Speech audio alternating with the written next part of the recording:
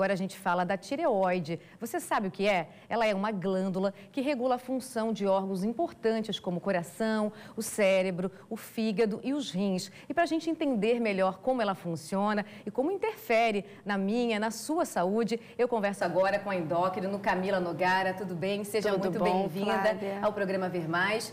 Para a gente explicar para o pessoal de casa, onde que fica localizada essa glândula no nosso corpo? Certo. Então, assim, Flávia, a glândula tireoide, ela fica posicionada aqui nessa região, bem do pescoço, abaixo do pescoço, né? Acima um pouquinho desse osso que a gente tem, que é o externo e a clavícula.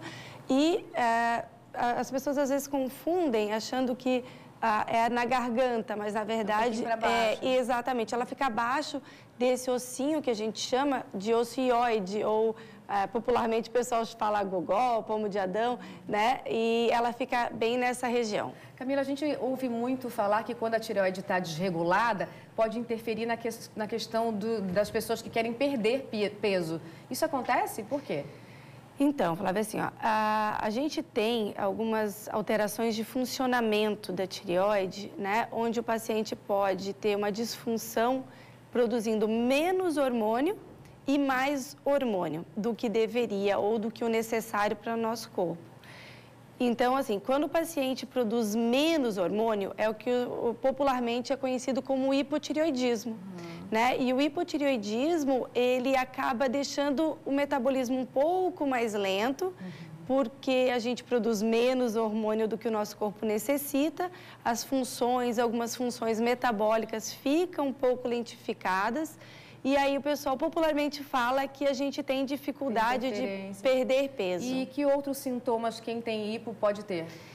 Então, como a gente tem receptores para o hormônio tireoidiano no corpo inteiro, a gente tem sintomas bem dispersos, né? Então, a gente pode ter sonolência, né? Que é aquela pessoa que já acorda cansado, retenção de líquido, então um inchaço, principalmente pela manhã, na região dos olhos, nas mãos, déficit de memória, porque a gente também tem receptor, né, dos hormônios tireoidianos no cérebro, então a gente tem déficit de memória, às vezes o raciocínio fica um pouco lentificado, e aí também tem a questão do ganho de peso, que algumas pessoas podem ter realmente. Mas, na verdade, Camila, são sintomas que aparecem também em outras doenças, então como que a pessoa faz para identificar mesmo se ela tem o hipo ou a hiper? Sim, esses são sintomas bem comuns a outras patologias, simples, como anemia, né?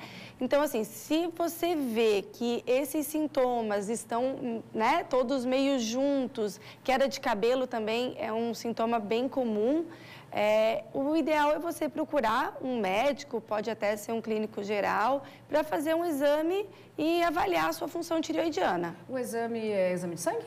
Isso, para a gente avaliar o funcionamento da tireoide, é feito com exame de sangue, tá? Então, é dosado o TSH, e a dosagem dos hormônios tireoidianos, que é o T4 livre, principalmente, e eventualmente a gente pede também o T3 livre. Explique pra gente também, tem participação do público, vamos dar uma olhada antes de eu te fazer a próxima pergunta.